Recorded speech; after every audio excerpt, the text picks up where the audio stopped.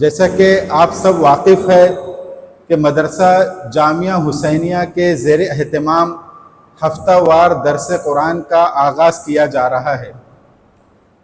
دراصل یہ درس قرآن کا آغاز شہر ناگپور اور خاص طور سے اہل جعفر نگر کو قرآن مجید کے پیغام سے واقف کرانے کے لیے کیا جا رہا ہے، اس لیے کہ قرآن مجید ایک ہدایت کی کتاب ہے، ایک رہنمائی کی کتاب ہے، جس میں ہر انسان کے لیے زندگی گزارنے کا طریقہ بتایا گیا ہے کہ انسان کو کس طرح زندگی گزارنا ہے۔ حضرت عائشہ رضی اللہ عنہا سے ایک مرتبہ رسول اللہ صلی اللہ علیہ وسلم کے بارے میں پوچھا گیا کہ آپ کے اخلاق کیسے تھے، رسول اللہ صلی اللہ علیہ وسلم کی زندگی کیسی تھی؟ تو حضرت عائشہ نے فرمایا کان خلقہ القرآن، کہ آپ کی زندگی ہو بہو قرآن کے جیسی تھی۔ یعنی اگر قرآن ایک خاموش کتاب ہے تو رسول اللہ صلی اللہ علیہ وسلم کی زندگی ایک چلتی پھرتی کتاب ہے، یعنی چلتا پھرتا اگر قرآن دیکھنا ہے تو رسول اللہ صلی اللہ علیہ وسلم کی زندگی ہے۔ تو معلوم ہوا کہ قرآن اس لیے نازل ہوا کہ انسان اس کو پڑھ کر اس پہ غور کر کر اپنی زندگی کو درست کرے، اپنے ذہن و فکر کو درست کرے اور ایک صحیح راستہ اختیار کرے جو اللہ چاہتا ہے۔ تو قرآن جو ہے یہ ایک ایسی کتاب ہدایت ہے جو انسانیت کو سیدھا اور سب سے معتبر راستہ دکھاتی ہے۔ ظاہر سی بات ہے، اس کے لیے ہم چاہتے ہیں کہ اگر ہم قرآن کو سمجھے، قرآن سے ہدایت حاصل کرے، تو اس کے لیے ہمیں قرآن کو سمجھ کر پڑھنا ہوگا کہ اللہ ہم سے کیا چاہتا ہے، کیا احکامات ہم کو دیے گئے، کیا ہدایات، کیا کون سی تعلیمات، کون سے انسٹرکشن ہم کو دیے گئے۔ یہ سمجھنے کے لیے قرآن کو ہم کو سمجھ کر پڑھنا ہوگا۔ اگر بغیر سمجھے ہم قرآن کو پڑھیں گے تو ٹھیک ہے، ثواب مل جائیں گا، اس لیے کہ یہ اللہ کا کلام ہے، اللہ کے الفاظ ہے، ثواب ملیں گا، ایک حرف کے بدلے 10 نیکی ملیں گی۔ لیکن قرآن کا جو اصل مقصد ہے کہ انسان کو سیدھا راستہ دکھانا، اس کی رہنمائی کرنا، وہ مقصد اسی وقت حاصل ہوگا جب ہم اس کے مضامین کو سمجھیں گے۔ یہ جو قرآن مجید کے ساتھ تلاوت کا لفظ بولا جاتا ہے کہ قرآن کی تلاوت کرنا، تو تلاوت کے معنی پڑھنے کے نہیں ہوتے۔ جو لوگ عربی زبان جانتے ہیں، یہاں پہ علماء کرام بھی موجود ہیں، ان کو معلوم ہے کہ عربی زبان میں پڑھنے کے لیے تلاوت کا لفظ نہیں آتا، عربی زبان میں پڑھنے کے لیے قرات کا لفظ آتا ہے، قرأ یقرأ، اقرأ بسم ربک الذی خلق، کہ پڑھو اپنے رب کے نام سے وہ جس نے پیدا کیا۔ تو پڑھنے کے لیے، ریڈنگ کرنے کے لیے عربی میں تلاوت کا نہیں بلکہ قرات کا لفظ آتا ہے۔ لیکن قرآن کے ساتھ ہم تلاوت بولتے ہیں، کسی اور کتاب کے ساتھ نہیں بولتے کہ میں نے اخبار کی تلاوت کی، میں نے وہ کتاب کی تلاوت کی، ایسا نہیں کہا جاتا، صرف قرآن کے ساتھ کہا جاتا ہے۔ تو تلاوت کے معنی اصل پڑھنے کے نہیں ہے، تلاوت کے اصل معنی ہے کسی کی پیروی کرنا، کسی کو فالو کرنا۔ جیسے ایک انسان صحرا میں جال رہا ہو، ایک رتیلی زمین ہو، اس میں ایک انسان چل رہا ہو اور اس کے پیچھے ایک دوسرا انسان اس کو فالو کر رہا ہو، اس کی پیروی کر رہا ہو، اور اس طرح سے فالو کر رہا ہو کہ سامنے والے کے جہاں جہاں پیر کے نشان پڑ رہے، پیچھے والا انہی پیر کے نشان پہ پیر رکھ کر اس کو فالو کر رہا ہو، یعنی ایکوریٹ فالو کر رہا ہو۔ اس کو کہتے ہیں تلاوت۔ آگے چلنے والے کو متلو کہیں گے، پیچھے چلنے والے کو تالی۔ تو تلاوت کا مطلب ہوا فالو کرنا، پیروی کرنا۔ تو جب قرآن کے ساتھ تلاوت کا لفظ آتا ہے تو اس کے معنی ہوتے ہیں کہ قرآن کی ایسی تلاوت کرنا کہ قرآن پڑھتے پڑھتے جو احکامات ہم کو مل رہے، جو تعلیمات ہم کو مل رہی ہے، جو انسٹرکشن ہم کو اللہ کی طرف سے مل رہے، اس کو فالو کرتے جانا، اس پہ عمل کرتے جانا، یہ ہے اصل تلاوت۔ اور تلاوت کا حق اسی وقت ادا ہوگا جب ہم قرآن کو سمجھ کر پڑھیں گے، قرآن کو سمجھنے کی کوشش کریں گے۔ اگر ہم نے سمجھنے کی کوشش نہیں کی تو وہ تلاوت کا پورا حق ادا نہیں ہوگا۔ لیکن اس کا ہرگز یہ مطلب نہیں ہے کہ بغیر سمجھے قرآن کو پڑھنا نہیں چاہیے، بغیر سمجھے پڑھنے کا بھی ثواب ہے، ایک حرف کے بدلے 10 نیکی۔ لیکن مقصد جب حاصل ہوگا جب ہم سمجھیں گے اس کے پیغام کو۔ اس کی ایک اور آپ مثال لے سکتے ہیں کہ رسول اللہ صلی اللہ علیہ وسلم نے، آپ نے دیکھا ہوگا مختلف احادیث میں بہت سی صورتوں کی فضیلت بیان کی، کہ جمعہ کے دن یہ سورہ پڑھی جائیں گی تو یہ فضیلت ہے، رات کے وقت یہ سورہ پڑھی جائیں گی تو یہ فضیلت ہے. جیسے سورہ کہف کے بارے میں حدیث میں آتا ہے کہ اگر ہر جمعہ کو اگر کوئی سورہ کہف پڑھے گا تو وہ دجال کے فتنوں سے اس کی حفاظت ہوگی. اب آپ دیکھیے کہ سورہ کہف کیوں پڑھنے کو کہا گیا اور دجال سے فتنے کی حفاظت کے بارے میں کیوں کہا گیا. دراصل سورہ کہف کے اندر وہ مضامین ہے، وہ واقعات ہے کہ اگر ہر ہفتے ایک انسان ان واقعات کو پڑھے گا، ان واقعات پر غور کرے گا تو اس کو دجال کے فتنوں سے حفاظت کا یہ واقعات ذریعہ بنیں گے. جیسے سورہ کہف پہ اگر آپ غور کریں تو بنیادی طور پر 4 واقعات اس کے اندر بیان کیے گئے. ایک اصحاب کہف کا قصہ ہے، دوسرا 2 باغ والے کا قصہ، تیسرا موسیٰ علیہ السلام اور خضر علیہ السلام کا قصہ، اور چوتھا ذوالقرنین کا قصہ. یہ 4 مشہور قصے ہیں سورہ کہف کے اندر. اس میں جو 2 پہلے قصے ہیں، ایک اصحاب کہف کا قصہ اور 2 باغ والوں کا قصہ، اس میں پہلے قصے میں ہم کو یہ بتایا گیا کہ ایمان والوں کو، مسلمانوں کو ہر حال میں اپنے ایمان کی حفاظت کرنی ہے، ہر حال میں اپنے ایمان پہ ڈٹے رہنا ہے، چاہے حالات کیسے بھی ہو جائے، چاہے ظالم بادشاہ آپ کے اوپر مسلط ہو جائے، جو کفر اور شرک کی بات کرتا ہو، اس کے باوجود بھی آپ کو ایمان پہ ڈٹے رہنا. یہ اصحاب کہف کے قصے میں ہم کو ملتا ہے.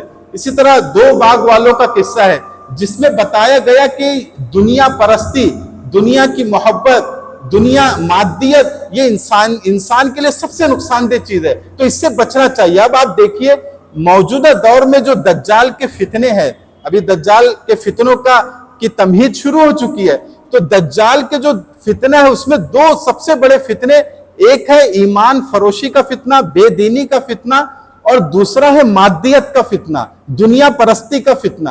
انسان دنیا کے لیے، دنیا کو حاصل کرنے کے لیے کسی بھی حد تک جانے کو تیار ہے، اپنے ایمان سے، اپنے اعمال سے، اپنے ایتھک سے، اپنے ویلیو سے کمپرمائز کرنے کو تیار ہے. تو جب ایک انسان ہر جمعہ کو سورہ کہف پڑھے گا اور ہر جمعہ کو ان واقعات پر غور کرے گا تو اس کو ایک ایسی روحانی طاقت ملیں گی، ایسی روحانی قوت ملیں گی کہ ایسے ایمان فروش ماحول میں اور ایسے مادیت زدہ دنیا پرست معاشرے میں اس کا اپنے ایمان کو بچا کر چلنا آسان ہوگا. اب اگر ایک انسان بنا سمجھے سورہ کہف پڑھے گا تو ٹھیک ہے، اس کو ثواب تو مل جائے گا، 1 حرف کے بدلے 10 نیکی مل جائیں گی.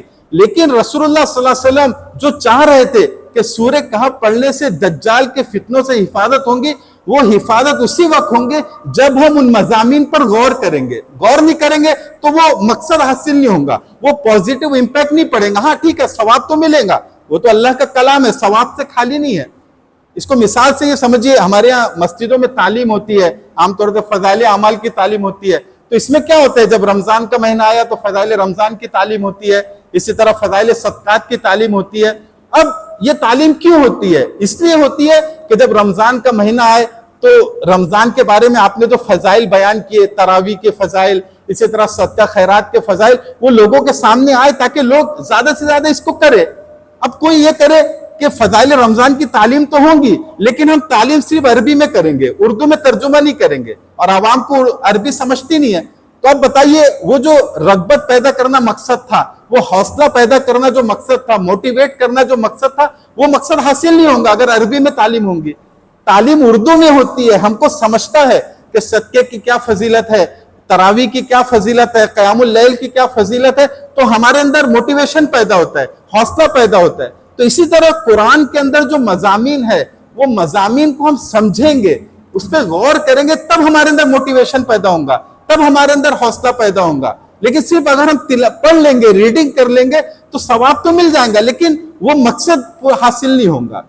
اسی طرح قرآن مجید اس لیے بھی ہم کو سمجھنا ہے کہ قرآن مجید میں ہمارا اور آپ کا تذکرہ ہے.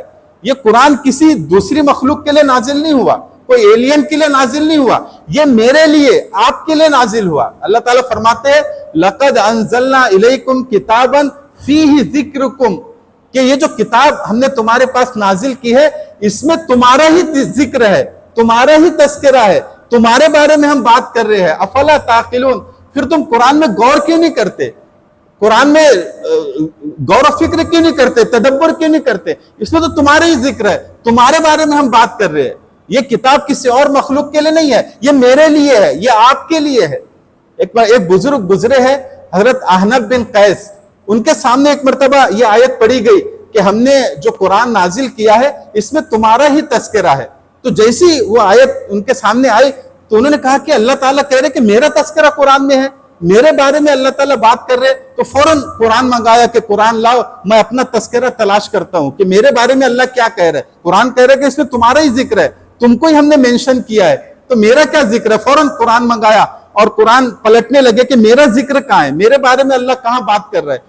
تو قرآن میں تلاش کرتے کرتے ایک آیت پہ پہنچے، تتجافى جنوبهم عن المضاجع يدعون ربهم خوفا وطمعا، کہ کچھ لوگ ایسے ہیں کہ وہ رات میں سوتے نہیں ہیں، ان کے پہلو اپنے بچھونے سے اپنے بستر سے علیحدہ ہوتے ہیں اور وہ رات بھر اللہ کے سامنے روتے ہیں، گڑ گڑاتے ہیں اور امید اور خوف سے اللہ سے مانگتے ہیں۔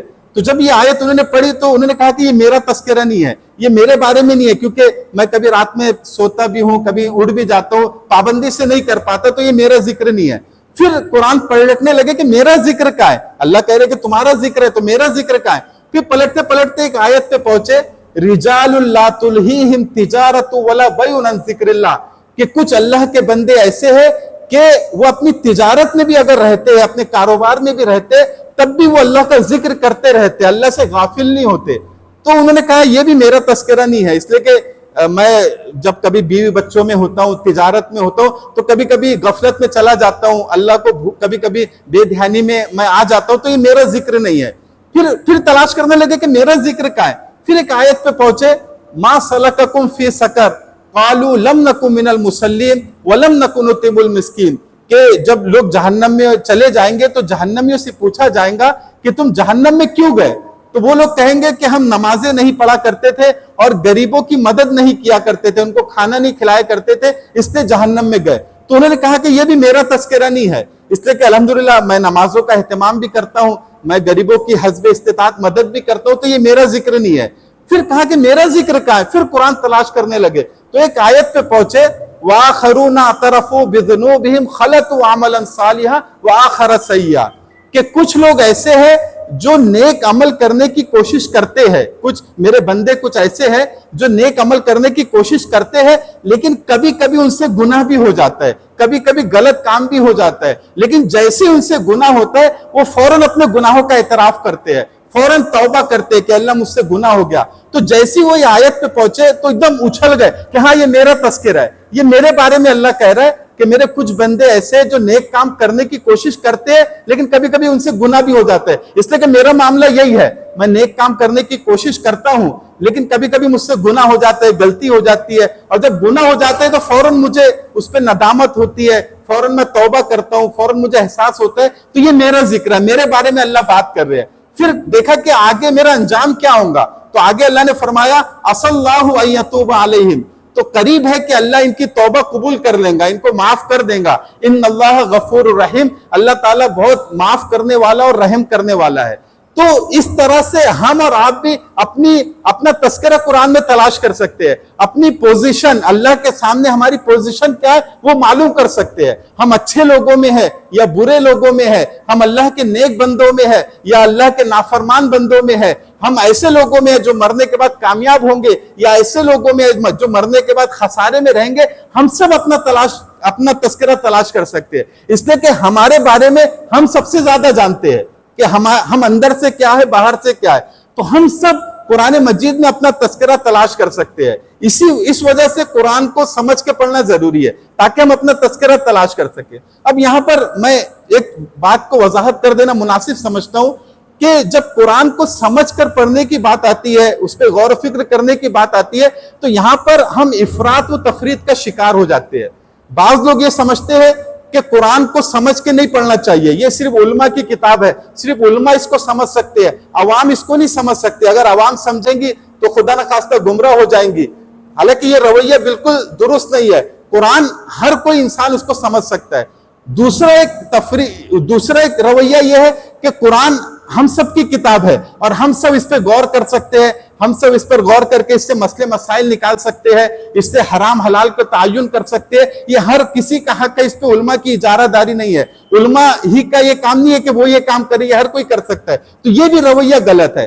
اصل میں سمجھنے کی چیز یہ ہے کہ قرآن مجید کو سمجھنے کے، اس سے فائدہ حاصل کرنے کے دو سطح ہے. ایک سطح یہ ہے کہ قرآن پر غور کر کے اس سے ہدایت حاصل کی جائے، اس سے رہنمائی حاصل کی جائے، اس سے عبرت لی جائے. ایک سطح یہ ہے.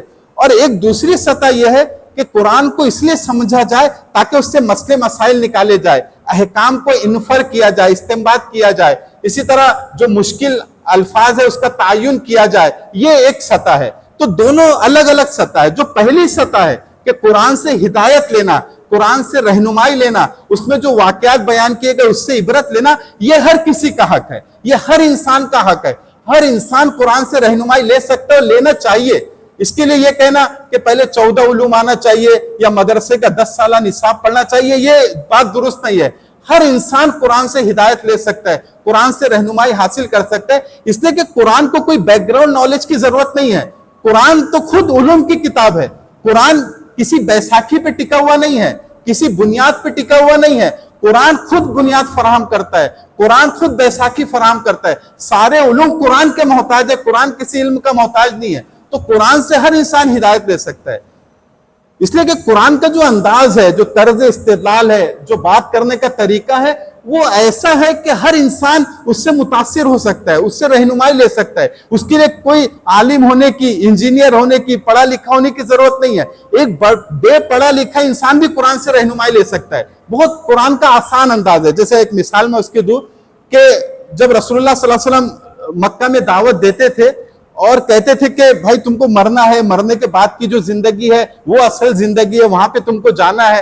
تو کافروں نے اعتراض کیا. بہت سارے اعتراض میں سے ایک اعتراض یہ کیا، سورہ یاسین میں اللہ نے اس کا ذکر کیا کہ قال من یحیی العظام وہی رمیم، کہ اے محمد آپ تو کہتے ہو کہ مرنے کے بعد ایک دوبارہ زندگی شروع ہوں گی جو آخرت کی زندگی ہے. تو انہوں نے اعتراض کیا کہ جب ہم مر جائیں گے، ہم سڑ گل جائیں گے، ہماری ہڈیاں سڑ گل جائیں گی، تو پھر ہم کو دوبارہ کون زندہ کریں گا؟ ہم تو ختم ہو جائیں گے، مٹی میں مل جائیں گے، تو دوبارہ کیسے زندہ ہوں گے؟ اب آپ دیکھیے اس کا جواب اللہ تعالیٰ نے کیا دیا. اللہ نے کہا قل یحیی قال کیا ہے وہ آیت، قال من یحیی العظام وہی رمیم قل یحییھا الذی انشأ اول مرہ، کہ اے نبی آپ ان کو کہہ دیجئے کہ تم کو دوبارہ وہی زندہ کریں گا جس نے پہلی مرتبہ تم کو بنایا تھا.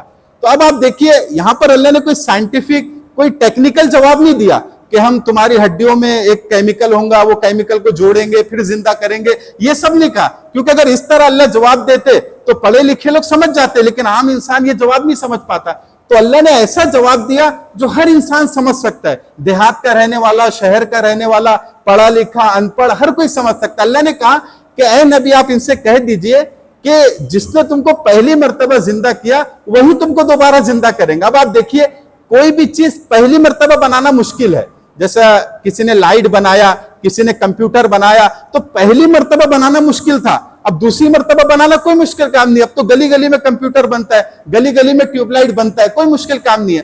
تو جو اللہ نے پہلی مرتبہ تم کو پیدا کیا، آدم سے وجود بخشا، وہ اللہ کو تم کو مار کے دوبارہ پیدا کرنا اس کے لیے کون سی بڑی بات ہے؟ تو وہ دوبارہ تم کو پیدا کر دیں گا. تو یہ قرآن کا جو استدلال کا طریقہ ہے، آرگومنٹ کا طریقہ ہے، یہ بہت آسان اور سرل ہے، ہر کوئی اس کو سمجھ سکتا ہے. اسی لیے اللہ نے کہا وَلَقَدْ يَسَّرْنَا الْقُرْآنَ لِلذِّكْرِ فَهَلْ مِن مُدَّكِرٍ، کہ ہم نے قرآن کو تذکیر کے لیے، ہدایت کے لیے، نصیحت کے لیے ہم نے آسان بنایا. آسان ہم نے قرآن کو رکھا. تو قرآن کوئی مشکل کتاب نہیں ہے، بہت آسان ہے. تو جو پہلی سطح ہے کہ قرآن سے ہدایت لینا، یہ آسان ہے. ہر انسان قرآن سے ہدایت لے سکتا ہے، چاہے وہ پڑھا لکھا ہو، نہ پڑھا لکھا ہو، عربی زبان آتی ہو، نہ آتی ہو، جو زبان آتی ہے اس میں وہ قرآن سمجھ کر پڑھ سکتا ہے. لیکن قرآن کی جو دوسری سطح ہے کہ قرآن پر غور کر کے مسئلے مسائل نکالنا، احکام کا استنباط کرنا، مسئلے مسائل کا انفر کرنا، جو مشکل آیات ہے اس کا تعین کرنا، حرام حلال کا تعین کرنا، یہ ہر کس و ناقص کا کام نہیں ہے. ہر عام انسان یہ کام نہیں کر سکتا. اس کے لیے جو قرآن کے ماہرین ہیں انہوں نے کچھ اصول بتائے ہیں، کچھ آداب بتائے ہیں کہ جیسے 14 علوم ہونا چاہیے، جو علامہ سیوطی نے الاتقان میں لکھا ہے کہ 14 علوم آنا چاہیے، اصول فقہ کا علم، اصول حدیث کا علم، جو بھی بتائے گا یہ آنا چاہیے. تو چونکہ یہ کام علماء کرام مدرسے میں پڑھتے ہیں، اسی کو پڑھاتے ہیں، اسی میں ان کی زندگی صرف ہوتی ہے، تو یہ صرف علماء کرام کا حق ہے کہ وہ مشکل الفاظ کا تعین کرے، وہ حرام حلال کا تعین کرے، وہ مسئلے مسائل پر غور و فکر کرے، یہ علماء کا کام ہے، یہ عوام کا کام نہیں ہے۔ لیکن ہدایت لینے کے لیے، رہنمائی لینے کے لیے یہ ہر انسان یہ کام کر سکتا ہے۔ تو اگر ہم اس کو دو حصوں میں بانٹ دیں کہ ایک سطح قرآن کی یہ ہے کہ اس سے ہدایت لیا جائے، رہنمائی حاصل کی جائے، واقعات سے عبرت لیا جائے، جنت جہنم کے تذکرے سے موٹیویشن لیا جائے، ہمت لیا جائے، یہ ہر انسان کا حق ہے۔ اس طور پہ ہر انسان قرآن پر غور کر سکتا ہے۔ لیکن قرآن کا جو دوسرا پارٹ ہے کہ مسئلے مسائل کو نکالنا، مشکل الفاظ کا تعین کرنا، اسی طرح حرام حلال کا تعین کرنا، اسی طرح جو غور کر کے ایک معنی متعین کرنا، یہ صرف علماء کرام کا کام ہے، جو اس میں جنہوں نے زندگی صرف کر دی۔ یہ اگر ہم فرق رکھیں گے تو انشاءاللہ ہمیں اس کا نقصان نہیں ہوگا، لیکن اگر فرق نہیں رکھیں گے ظاہر سی بات ہے پھر ہم غلطی کریں گے، اس لیے کہ ہم کو مہارت نہیں ہے، ہم کو وہ بیک گراؤنڈ نالج نہیں ہے۔ تو اس بات کا ہم کو خیال رکھنا ہے، لیکن قرآن کو سمجھ کر پڑھنے کی ہم کو کوشش کرنی ہے۔ تو اس کا ایک حصہ یہ بھی ہے کہ درس قرآن کا اہتمام ہو، جس میں ایک مدرس ہو، وہ قرآن کا وضاحت کر دے، قرآن میں اللہ کیا کہنا چاہتا ہے، کیا اللہ تعالیٰ ہم سے مخاطب ہے، کیا رہنمائی آج کے حالات میں قرآن ہم کو دیتا ہے، یہ تمام چیزیں مدرس آپ کو بتا دے۔ تو الحمدللہ اسی مقصد کے پیش نظر جامعہ حسینیہ کے زیر اہتمام یہ ہفتہ وار درس قرآن کا آغاز کیا گیا۔ اس کے لیے جامعہ حسینیہ کے جو ذمہ دار ہیں یہ بھی مبارکباد کے مستحق ہے کہ انہوں نے اس کے لیے ایفرٹ کیا، کوشش کی کہ یہ کام شروع ہونا چاہیے، اور ہمارے ناگپور شہر کے اور خاص طور سے اہل جعفر نگر قرآن کے پیغام سے واقف ہو، اس کے لیے اس کا آغاز کیا گیا۔ تو انشاءاللہ ہر ہفتے یہ ہوں گا، ہر اتوار کو صبح 10 سے 11 اس کا ٹائم رکھا گیا ہے۔ تو اس میں 40 منٹ درس قرآن ہوں گا، پھر 20 منٹ سوال جواب کا سیشن ہوگا، جو اسی تعلق سے سوال جواب کیے جائیں گے جو چیزیں سامنے آئی ہے۔ تو انشاءاللہ 1 گھنٹے کا یہ پروگرام ہر ہفتے ہر اتوار کو ہوں گا۔ اللہ رب العالمین، والصلاة والسلام علی سید الانبیاء والمرسلین، اما بعد، قال اللہ تعالی فی کتابہ الکریم، اعوذ باللہ من الشیطان الرجیم، بسم اللہ الرحمن الرحیم، ان هذا القرآن يهدی للتی ہی اقوم ویبشر المؤمنین الذین یعملون الصالحات۔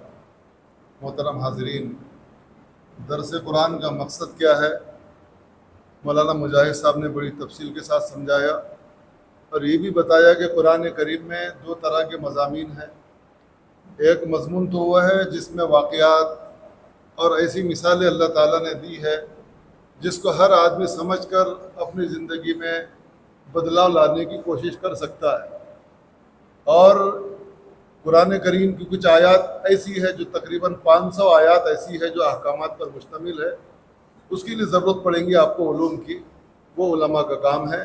لیکن ایک بہت بڑا حصہ ایسا ہے جو واقعات پر مشتمل ہے، اور قرآن کا ایک اسلوب ہے جب وہ کوئی واقعہ بیان کرتا ہے، کسی قوم کی تباہی کے مناظر کو بیان کرتا ہے تو ان کے اسباب کو بھی بیان کرتا ہے۔ بِأَنَّهُمْ كَانُوا قَوْمًا مُجْرِمِينَ بِأَنَّهُمْ كَانُوا قَوْمًا فَاسِقِينَ، تباہی اس لیے آئی کہ مجرم تھے، تباہی اس لیے آئی کہ فاسق تھے، تباہی اس لیے آئی کہ شرک کرتے تھے۔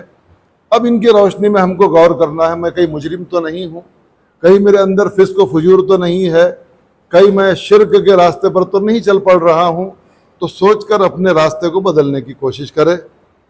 درس قرآن تو باقاعدہ انشاءاللہ آئندہ ہفتے سے شروع ہوگا، لیکن ایک افتتاحی مجلس میں چونکہ ہمارا درس اتوار کے دن ڈاکٹر لوگوں میں 9 سے 10 ہوتا ہے، ڈاکٹر کاشف صاحب کے ہاسپٹل میں سورہ رحمان ہمارا چل رہا ہے، اور آج سورہ رحمان مکمل ہوا، تو انہی کی چند آیات کا درس آپ کے سامنے پیش کر دیا جاتا ہے۔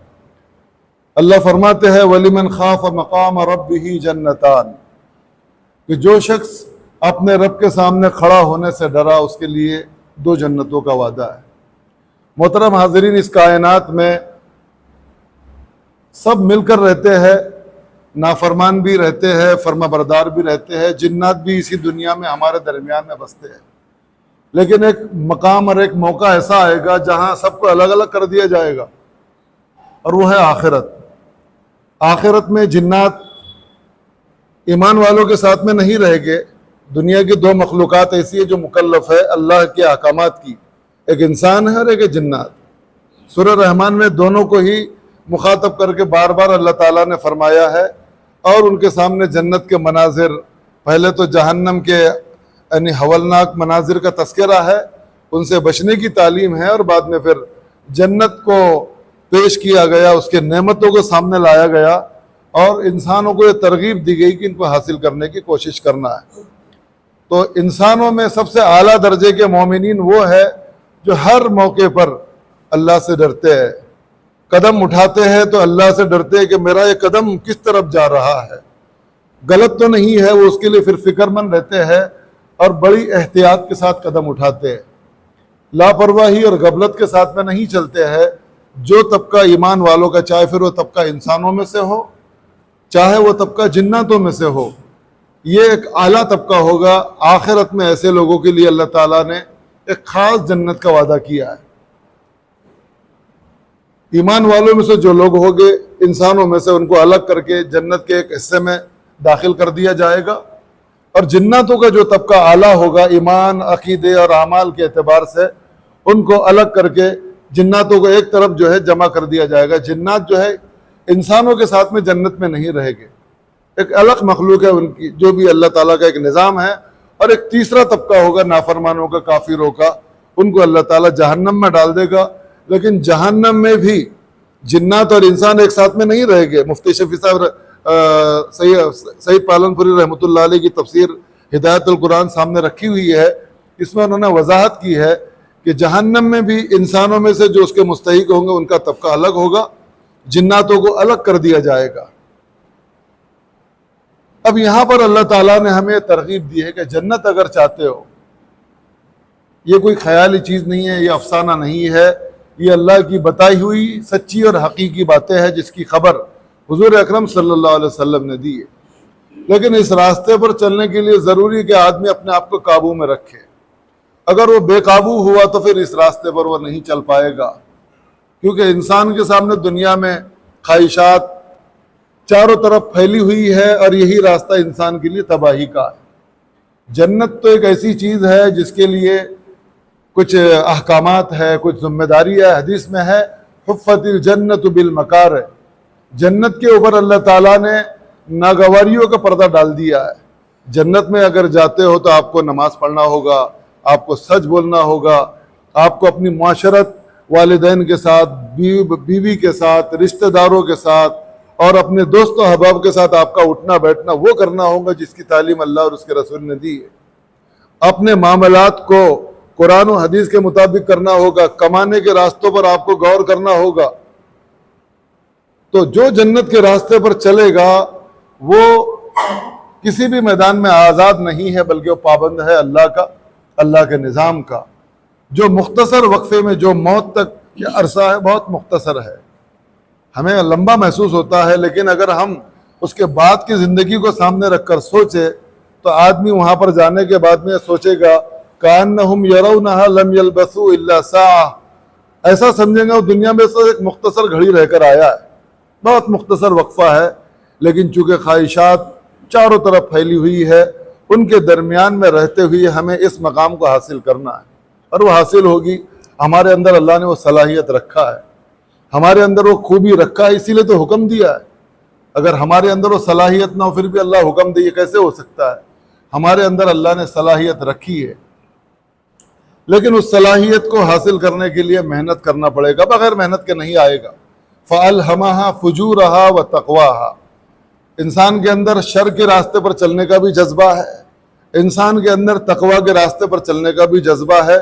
लेकिन कुरान ने लफ्ज़ फजूर का तस्करा पहले किया, इसके लिए कोई ज़्यादा मेहनत की ज़रूरत नहीं है। मेहनत छोड़ दो, आदमी खुद ब खुद ही फिस्क फजूर के रास्ते पर चलना शुरू कर देगा, क्योंकि वो उसके नफ्स, उसके मिजाज के मुताबिक है। लेकिन तकवे का रास्ता जो है उसके लिए मेहनत करना है। मेहनत क्या है? कुरान ने जो कहा उस पर अमल करना है। जैसा कि मौलाना ने कहा, तिलावत सिर्फ अल्फाज को पढ़ने का नाम नहीं है, वो अल्फाज क्या मुतालबा कर रहे हैं उसको अदा करने का नाम तिलावत है। अल्फाज की अदायगी के साथ उनमें जो कहा गया है उसको भी अपनी ज़िंदगी में लाना है।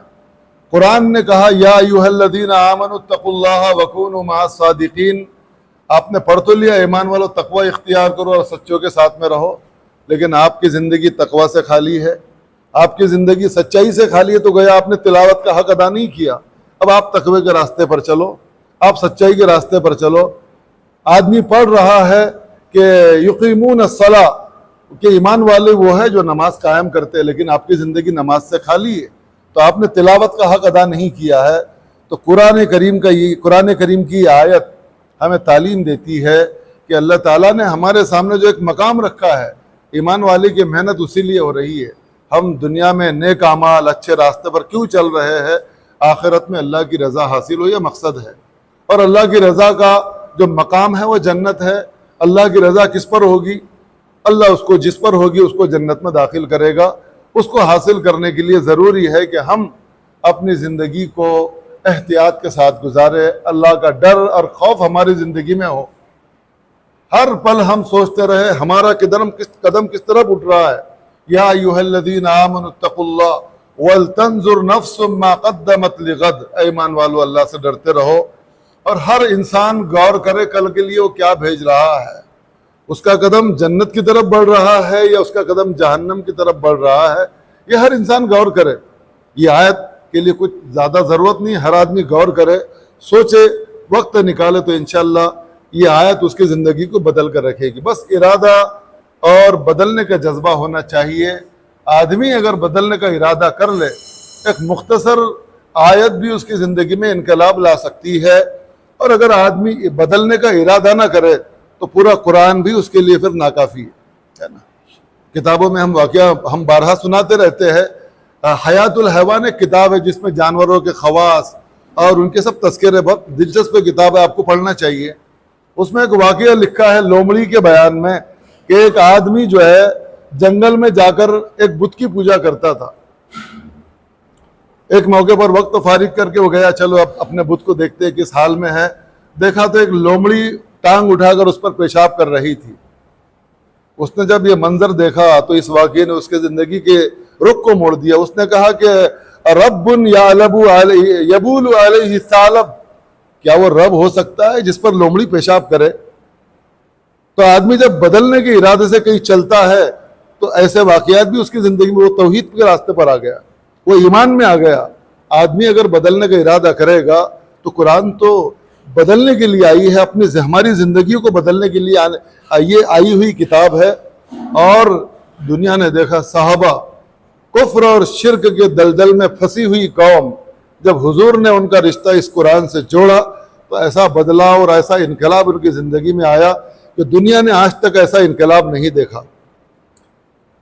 وہی انقلاب ہماری زندگی میں بھی آ سکتا ہے، لیکن ہمیں بس قرآن کے تقاضوں کو پورا کرنا ہوگا، اور اس مجلس میں مسلسل حاضری، ایک وقت آئے گا کہ انشاءاللہ ہماری زندگی میں ہم بدلاؤ محسوس کریں گے۔ بری مجلس میں اگر ہم بیٹھتے ہیں، جب وہاں کے اثرات ہمارے اوپر مرتب ہو سکتے ہیں، تو قرآن کے مجلس میں اگر ہم بیٹھیں گے، یقیناً یہ مجلس بھی آج نہیں کل نہیں پرسوں بدلاؤ ہماری زندگی میں ضرور لائے گی۔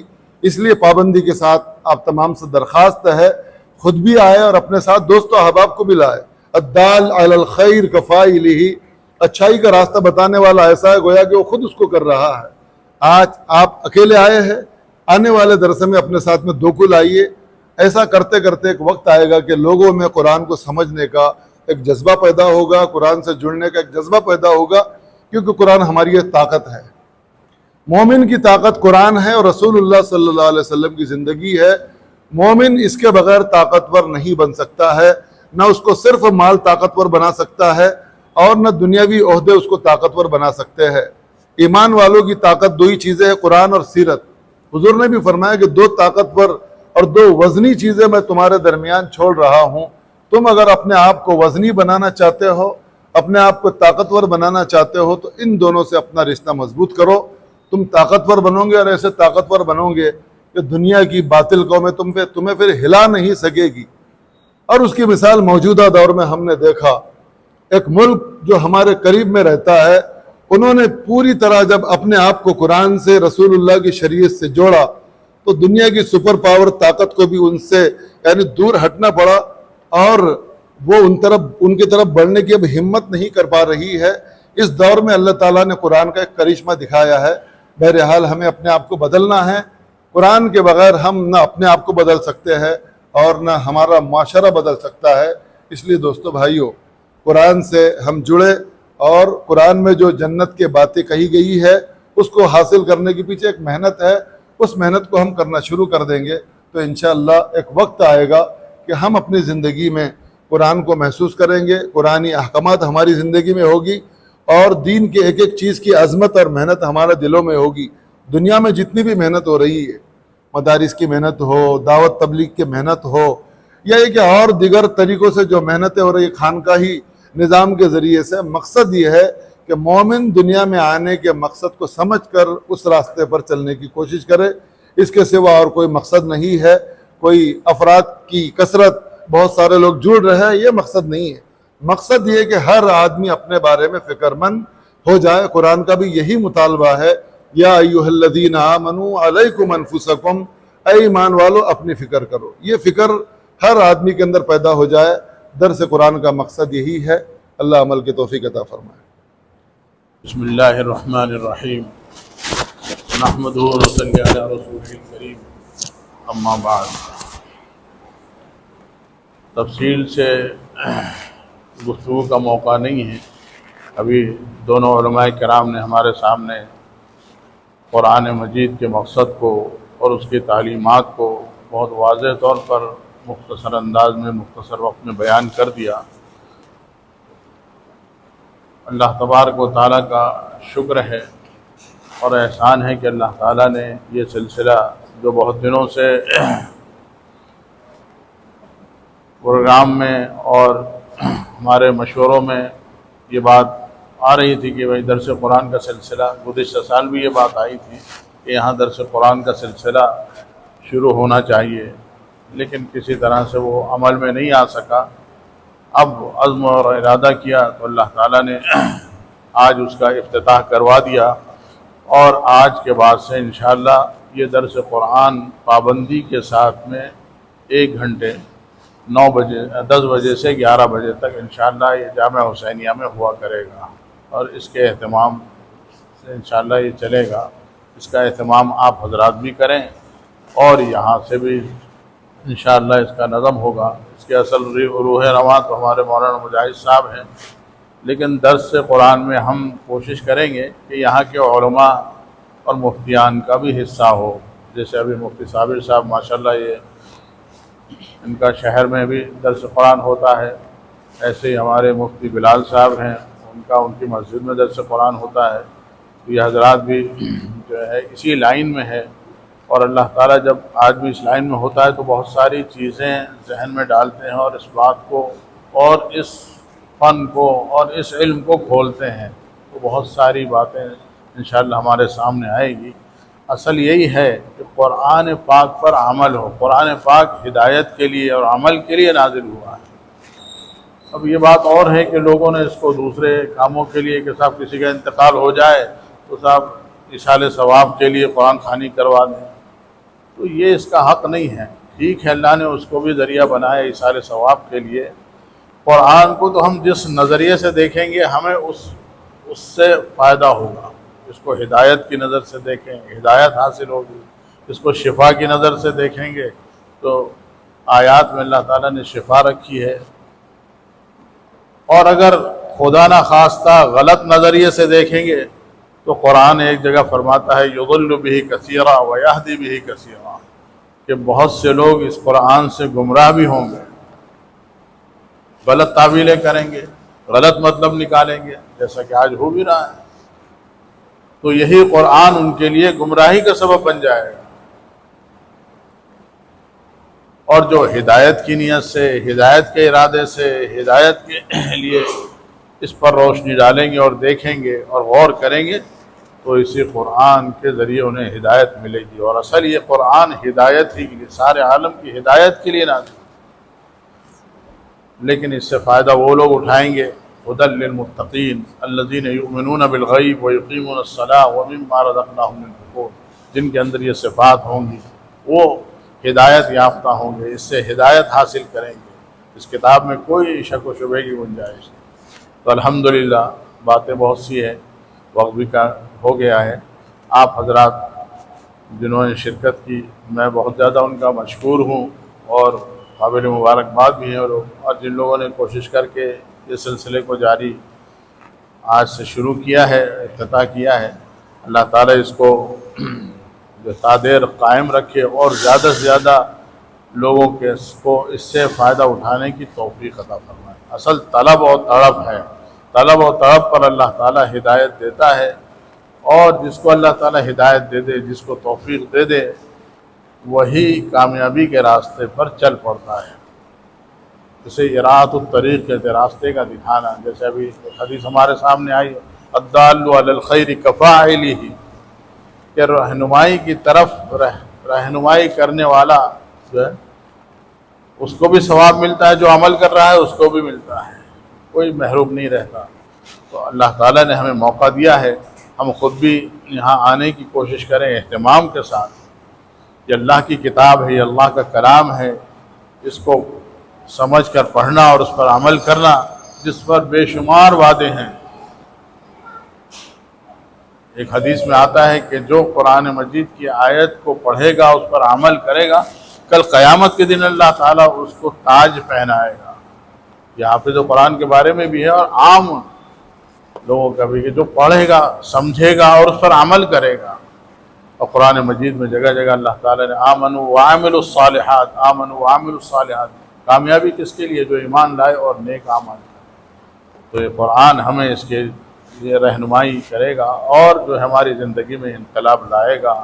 آج محترم بزرگ اور دوستو، علامہ اقبال کا وہ شعر ہے، پورا شعر مجھے، کہ مسلمان آج رسوا اور ذلیل ہے، وہ تارک قرآن ہو کر ہی، یعنی قرآن کو چھوڑ کر یہ گمراہی کے راستے پر چل پڑا ہے۔ اتنا بڑا طبقہ ہے جو قرآن سے دور ہے، دین سے دور ہے۔ اس محفل اور اس درس قرآن کا مقصد یہ ہے کہ زیادہ سے زیادہ لوگ جو ہے اس سے فائدہ اٹھائیں، اور قرآن مجید جو کتاب ہے اللہ کی، جو کلام ہے اللہ کا، اور جو رسول پاک صلی اللہ علیہ وسلم کے ذریعے سے اس امت پر کو دیا گیا ہے، اس سے فائدہ اٹھا کر دنیا میں بھی کامیابی حاصل کریں اور آخرت میں بھی۔ تو اس کے لیے آپ دوسروں میں بھی بات چلائیں۔ جیسے ابھی 30-35 لوگ ماشاءاللہ یہاں پر ہیں، آئندہ اگر ہر ایک نے ایک کی بھی تشکیل کر لی، ایک کو اپنے ساتھ لے آیا، تو انشاءاللہ 70-80 کا مجمع ہو جائے گا، اور اس طرح سے بڑھتے چلے جائے گا سلسلہ۔ اور ہم اس حدیث کے الدال علی الخیر کفاعلہ، کہ حق کی رہنمائی کرنے والا، دین کی اور عمل کی طرف رہنمائی کرنے والا ایسا ہے جو خود عمل کرنے والا ہے، اور پھر ہمارے کہنے سننے سے کوئی چل پڑا اس راستے میں، تو ہمیں اس کا پورا اجر، اس کے ایک عمل کا اجر جو ہمارے حصے میں آئے گا، اور کل قیامت کے دن اللہ تعالی ہمیں انعامات سے نوازے گا۔ اللہ تعالی ہم تمام کو کہنے اور سننے سے زیادہ عمل کی توفیق عطا فرمائے۔ وآخر دعوانا ان الحمدللہ رب العالمین۔ دعا کریں۔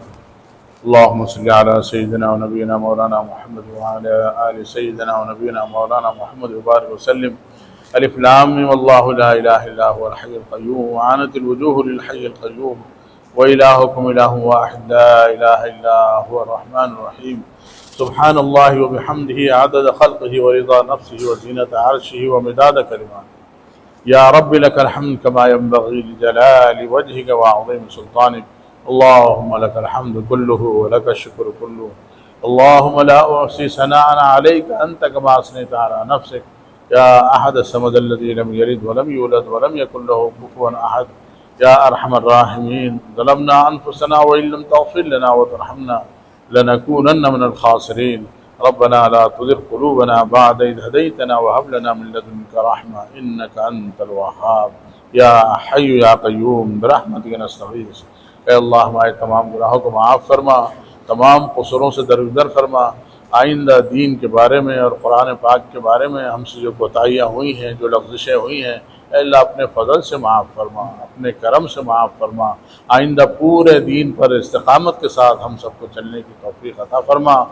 یا اللہ یہ جو سلسلہ جاری ہوا ہے، اللہ اس کو یا اللہ تادیر جاری فرما کر زیادہ سے زیادہ اس سے استفادے کی ہم سب کو توفیق عطا فرما، خصوصاً اس محلے والوں کے لیے اور عموماً سارے شہر والوں کے لیے۔ اللہ اس کو ہدایت کا اور دین کے پھیلنے کا اور دین کی اشاعت کا ذریعہ فرما۔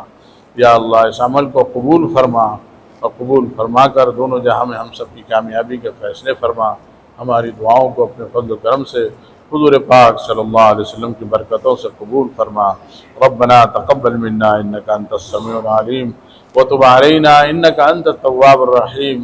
سبحان ربک رب العزت عما یصفون وسلام علی المرسلین والحمد للہ رب العالمین۔